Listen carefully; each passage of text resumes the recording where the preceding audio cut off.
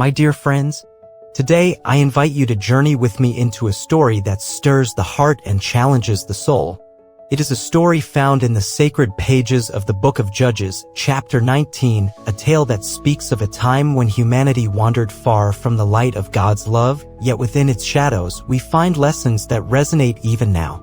Imagine, if you will, a land chosen by God, a people called to be a beacon of hope.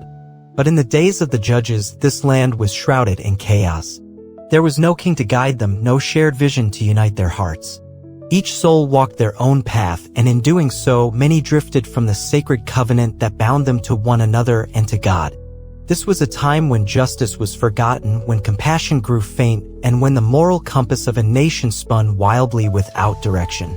Yet, even in such darkness, God's presence remained, whispering through the lives of the broken, calling them and us to seek the light once more. In this story, we meet a man, a Levite from the hill country of Ephraim, and a woman, his concubine, from the city of Bethlehem. Their lives, like so many in that time, were marked by choices that led them far from harmony. The woman, for reasons we are not fully told, left her husband and returned to her father's house. Perhaps she sought refuge, perhaps she felt lost. We do not judge her, for who among us has not, at times, sought to flee from pain or confusion? But the Levite, moved by a desire to restore what was broken, set out to Bethlehem to bring her back. Picture him walking through the rugged hills, his heart heavy with hope and uncertainty. This was no simple journey, my friends. It was a pilgrimage toward reconciliation, though neither he nor she could foresee the tragedy that awaited. When he arrived, the woman's father welcomed him with warmth, urging him to stay, to share in meals and rest. For days, they lingered in this fragile peace, as if delaying the inevitable return to the uncertainties of their life together. Yet, the time came to depart, and with the woman by his side, the Levite set out toward home. As the sun began to set, they found themselves near the city of Gibeah, a place within the tribe of Benjamin. Here, my dear friends, the story takes a turn that pierces the heart. They sought shelter, a simple act of trust in the hospitality of their kin. But Gibeah, like the world around it, was a city that had forgotten the sacred duty to welcome the stranger, to protect the vulnerable. An old man, himself a sojourner in Gibeah, saw them in the town square and opened his home to them. "Come," he said, "rest under my roof, for the night is no time to linger alone." His kindness was a flicker of light in the gathering darkness, a reminder that even in troubled times, goodness can still be found. But as they sat together, sharing bread and stories, a shadow fell upon the house. A mob, consumed by wickedness, surrounded them, demanding that the Levite be handed over to their cruelty. The air grew thick with fear, and the sacred bonds of humanity began to unravel. What does it mean, my friends, to stand in such a moment? To face a world that has lost its way? This is not merely a story of one night in Gibeah, it is a mirror held before us, asking, what do we do when darkness surrounds us? Do we cling to hope, or do we surrender to despair? Let us pause here, for this story is not one to rush through. It asks us to sit with its weight, to feel the trembling hearts of those caught in its unfolding. The Levite, the woman, the old man, they are not so different from us. They, too, longed for safety, for love, for a world where justice reigns. As we continue, we will see how this night in Gibeah becomes a wound that echoes through a nation, a wound that calls for healing, for justice, and, above all, for mercy. Let us walk this path together, seeking the wisdom that God offers even in the darkest of tales. The descent into darkness. My dear friends, as we continue this sacred journey through the story of Judges, we stand at the threshold of a moment that tests the very fabric of our humanity. In the house of the old man in Gibeah, where the Levite and his concubine sought refuge, a storm of evil gathers. Let us hold this scene gently in our hearts, for it speaks not only of one night long ago, but of the choices we face when confronted with cruelty and fear. The old man, with kindness in his heart, had welcomed the travelers into his home. They shared a meal, their voices mingling in the flickering light of the hearth. For a moment, it seemed that the chaos of the world outside could not touch them. But then, the sound of angry voices broke the night, a mob, driven by malice, pounding at the door, demanding the Levite be given to them for their wicked desires. Imagine the fear that gripped those within. The Levite, a guest in a strange city, far from the safety of his hills. The woman, silent beside him, her heart perhaps racing with memories of her own journey. and the old man torn between his duty to protect and the terror of what lay beyond his walls. In this moment, my friends, we see a world unmoored from God's love, a world where the sacred dignity of each person is trampled underfoot. What does it mean to be a stranger in such a place? To seek shelter and find instead a threat that chills the soul? These are not questions for Gibeah alone, they echo in our own time, in the cries of those who seek safety and find rejection, in the silence of those who suffer while others turn away. But the story grows darker still, and I ask you to walk with me through this shadow, not to dwell in despair, but to seek the light that even now God offers. The old man, desperate to protect his guest, made a choice that pierces our hearts with sorrow.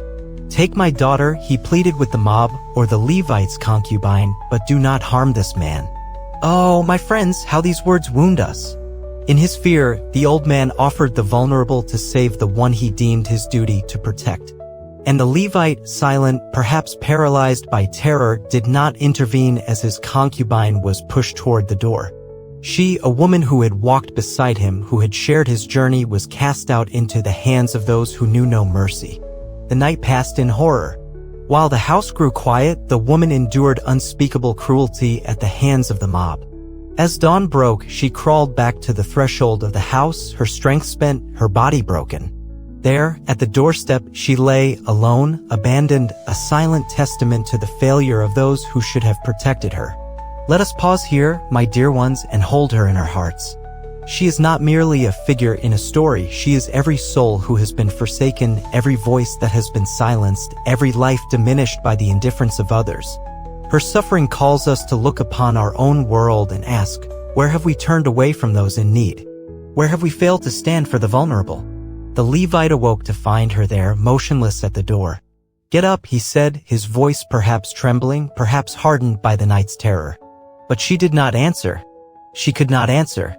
Her life had been taken, not only by the mob but by the choices of those who stood by the old man's compromise, by the Levite's silence, by a city that had forgotten the sacred call to love one another as God loves us.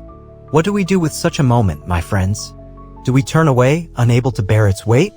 Or do we let it awaken in us a deeper resolve to live differently, to build a world where no one is cast out, where no one is left to face the darkness alone? This story does not end with the dawn, for the Levite's actions will ripple outward, stirring a nation to anger and vengeance. But before we continue, let us sit with this woman's suffering, with the choices that led to her fate.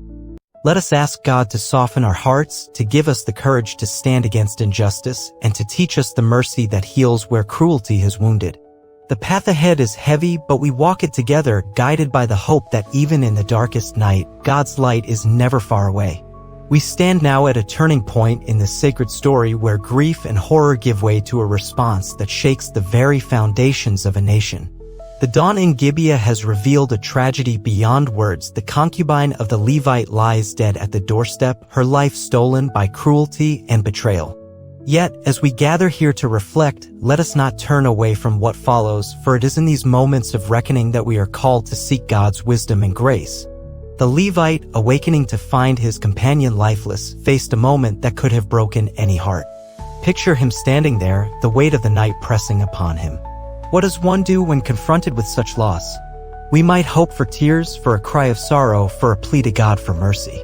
But the Levite chose a path that startles us, a path that speaks of a heart hardened by pain or perhaps consumed by a desire to awaken a sleeping nation. He lifted her body, not to mourn her in the quiet of his grief, but to carry her home to the hills of Ephraim. There, in a decision that echoes through the ages, he took a knife and divided her broken body into 12 pieces, one for each tribe of Israel. With each piece, he sent a message, a silent but searing cry: look upon this horror.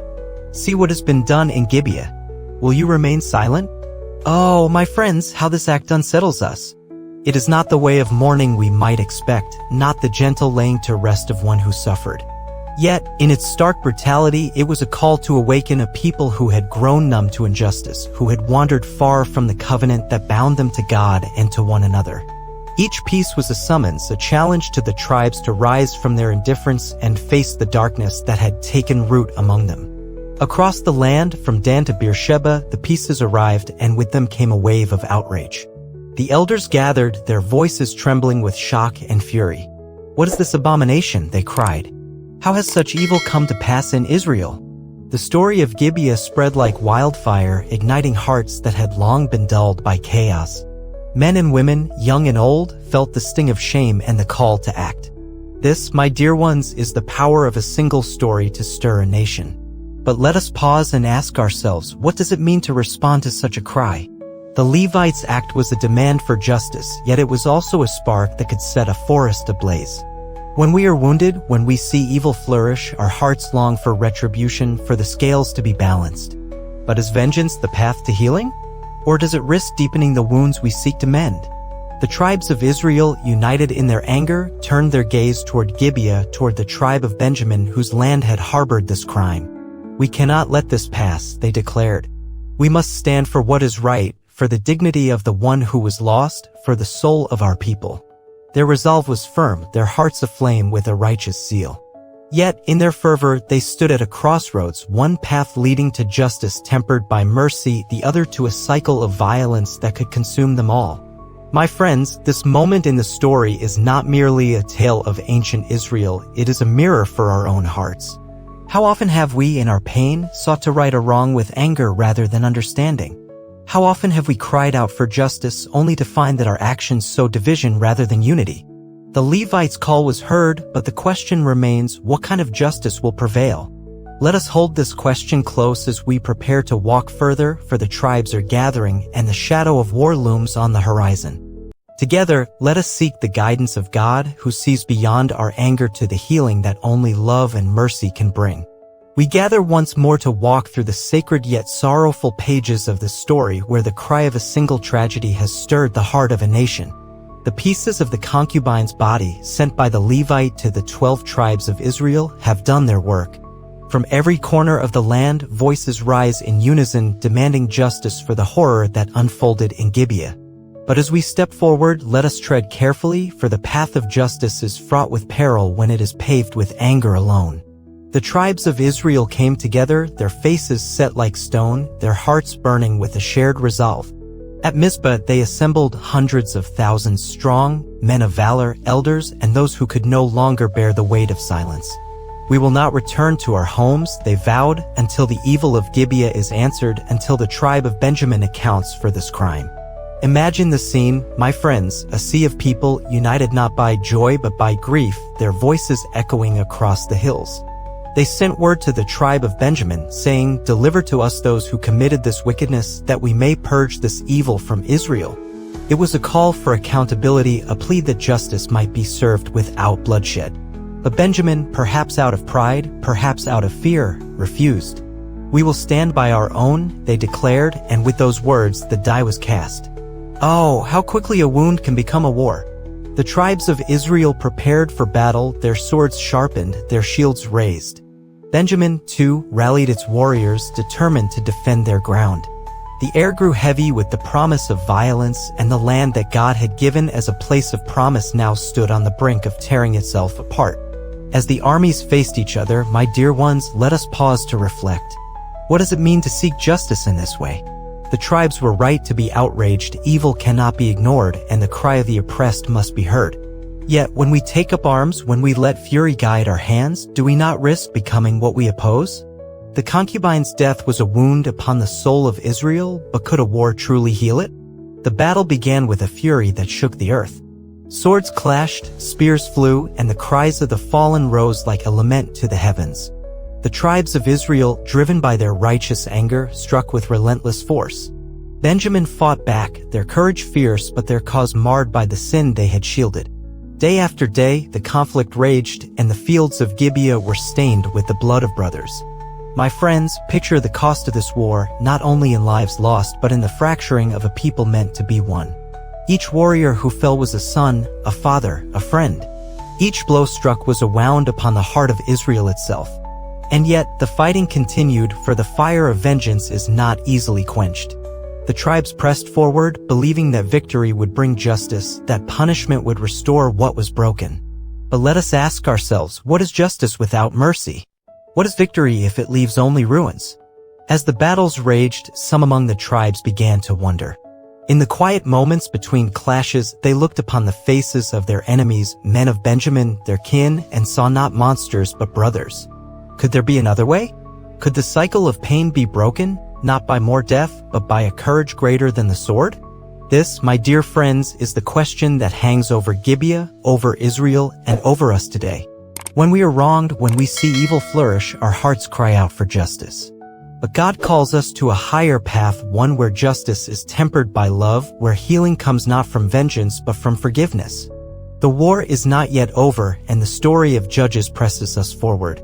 Let us hold fast to hope, seeking the wisdom of God, who sees beyond our anger to the peace that only He can bring. Together, let us walk this difficult path, trusting that even in the fire of conflict, the light of mercy can still shine. The ashes of victory. My dear friends, we stand now amidst the echoes of a great and terrible conflict where the clash of swords has given way to an unsettling silence. The tribes of Israel, driven by their cry for justice, have waged war against their brothers in Benjamin, seeking to purge the evil of Gibeah from their midst. But as the dust settles and the cries of battle fade, we are called to look upon what remains, not with pride, but with humility, not with triumph, but with a heart open to God's wisdom. The battles were fierce, my friends, and the cost was heavy. The warriors of Benjamin, though brave, could not withstand the united strength of Israel. Their cities burned, their fields lay desolate, and their people were scattered.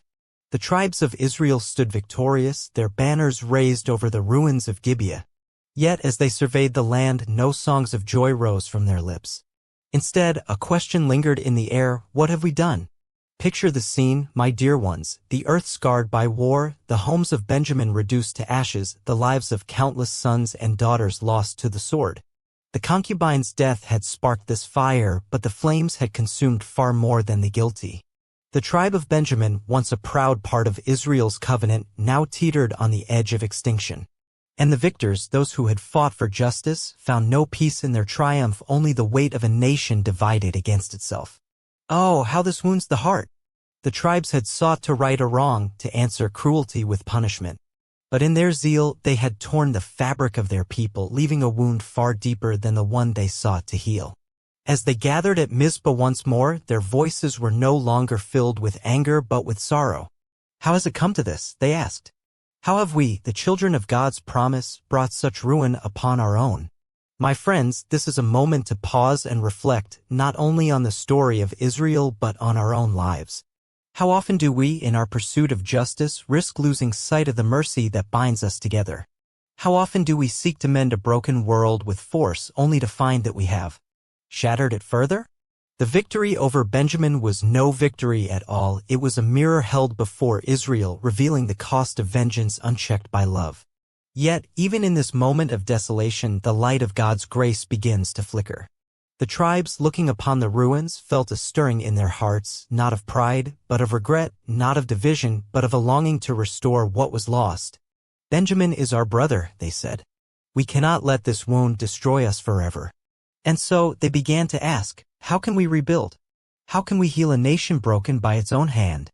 This, my dear ones, is the turning point of our story, not the clash of armies, but the quiet moment when hearts turn toward reconciliation. The tribes resolved to find a way to preserve Benjamin, to bring their brothers back into the fold of Israel. It was not an easy path, for the scars of war do not fade quickly, and the memory of Gibeah's evil lingered still. But they chose to seek a future where mercy could triumph over judgment, where unity could rise from division. Let us hold this choice close, my friends, for it speaks to us today. In our world, where conflicts rage and wounds fester, we are tempted to answer evil with more evil, to meet hatred with hatred.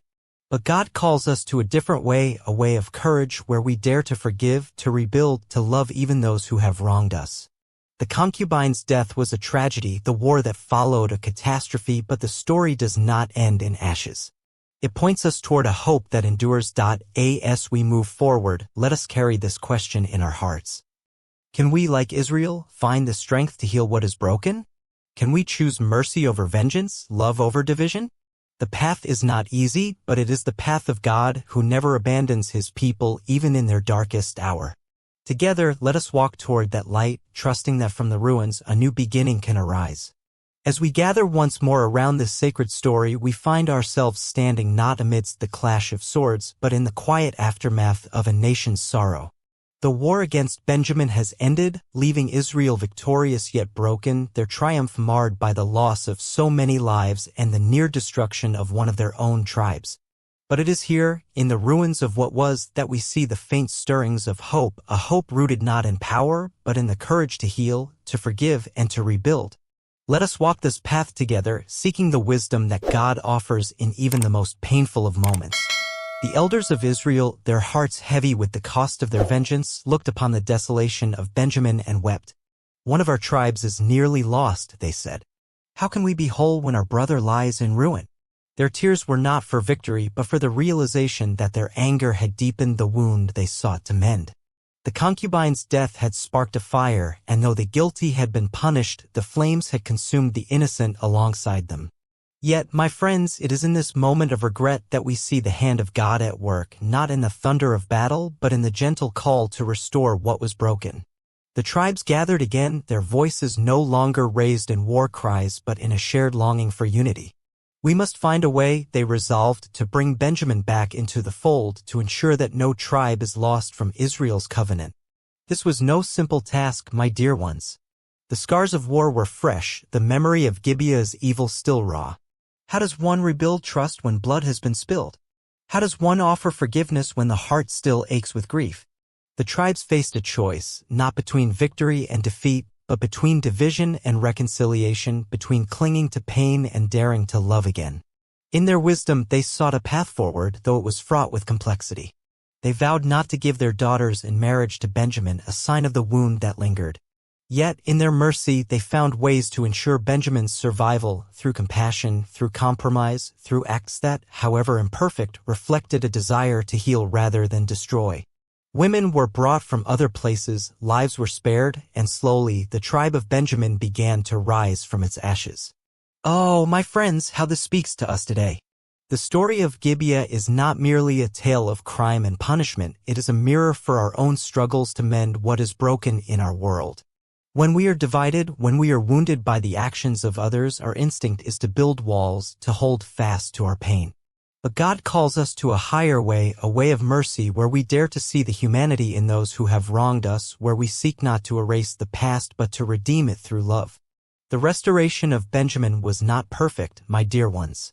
The choices made were marked by the flaws of a people still learning to live as God's own. Yet, in their effort, we see a truth that endures. Healing begins when we choose to act with compassion, even when it is difficult, even when it costs us something of ourselves. The concubine's death was a tragedy, the war a catastrophe, but the story points us toward a greater hope that even in our brokenness, we can build anew. Let us pause here, my friends, and ask ourselves, where in our lives are we called to heal rather than harm? Where are we invited to forgive rather than condemn? The path of reconciliation is not easy. It demands humility, patience, and a heart open to God's grace. But it is the path that leads to life. To a world where no one is cast out, where every soul is cherished as part of God's family. As we prepare to draw this story to a close, let us carry this hope forward. The wounds of Gibeah, of Benjamin, of Israel are not the end. They are a call to us to live with justice tempered by mercy, to build communities rooted in love, and to trust that God is with us, guiding us toward a future where all are made whole. We have journeyed together through a story that has stirred our hearts and challenged our souls, a story of tragedy, vengeance, and the fragile hope of healing. The tale of Gibeah, found in the sacred pages of Judges, is not an easy one to hear. It speaks of a woman betrayed, a nation divided, and a people who, in their pursuit of justice, nearly lost themselves to the fire of their own anger. Yet, as we draw this story to a close, let us not turn away in despair, but lift our eyes to the light that God offers even in the darkest of times. The tribes of Israel, having fought and wept, stood at a crossroads. The concubine's death had awakened them to the evil in their midst, but it was their choice to rebuild Benjamin, to seek reconciliation despite their pain, that points us toward the heart of this story. They did not erase the wounds of Gibeah, such wounds cannot be undone. But they chose to plant seeds of mercy, to weave a future where division might give way to unity, where the covenant of God's people could be renewed. Oh, my friends, what does this teach us today? The story of Judges is not merely a record of Israel's past, it is a mirror for our own lives, our own world. We, too, live in times of chaos where injustice wounds the vulnerable, where anger divides communities, where the cry for justice can so easily become a call for vengeance. But God calls us to a different path, a path where justice is tempered by love, where healing comes not from tearing down but from lifting up, where every soul is seen as precious in His eyes. Consider the concubine, my dear ones. She was cast out, her voice silenced, her life taken by cruelty. She reminds us of every person who suffers in the shadows, those who are forgotten, those who are pushed aside, those who bear the weight of a world that has lost its way. Her story asks us, will we stand by, silent as the Levite was, or will we raise our voices for those who cannot speak? Will we offer shelter, as the old man tried, or will we build a world where no one is left to face the darkness alone? And consider the tribes who in their zeal nearly destroyed their own. They remind us that justice, when pursued without mercy, can deepen the very wounds we seek to heal. Their war against Benjamin was a cry for rightness, but it was their turn toward compassion that opened the door to a new beginning. So, too, must we ask ourselves, when we are wronged, will we cling to anger, or will we dare to forgive? When we see evil, will we answer with division, or will we work to build bridges of understanding? My friends, this story is a warning and a promise.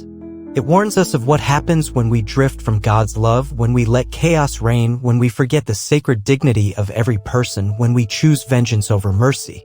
In the days of Judges, Israel had no king, and each did what was right in their own eyes. The result was Gibeah, a city where hospitality turned to horror, where a woman's life was traded for safety, where a nation's anger nearly consumed it whole. But the promise, my dear ones, is that we are not bound to repeat this story. We have a king, not of earthly power, but of divine love, who guides us with a law written on our hearts, to love one another as He loves us. With His grace, we can build a world where no one is cast out, where justice flows like a river, where mercy heals what vengeance cannot. So I ask you, my friends, to carry this story with you. Let it be a reminder that every choice matters, every act of kindness, every stand for justice, every moment of forgiveness. Let it inspire you to look upon those around you, your neighbors, your enemies, the stranger at your gate, and see them as God sees them, as brothers and sisters in His family. What will you do with this story? Will you let it stir your heart to act with courage, to speak with compassion, to live with integrity? Will you work to build a world where the horrors of Gibeah are no more, where every soul finds a place of safety and love? The future is not written by the past, but by the choices we make today, by the love we show, by the mercy we extend. As we part from this tale, let us pray together for the strength to walk this path. May God grant us the wisdom to seek justice with humility, the courage to heal what is broken, and the love to see His face in every person we meet. May we live as lights in the darkness, building a world where peace reigns, where hope endures, and where the story of Gibeah becomes a memory transformed by grace. Go forth, my friends, with hearts full of hope.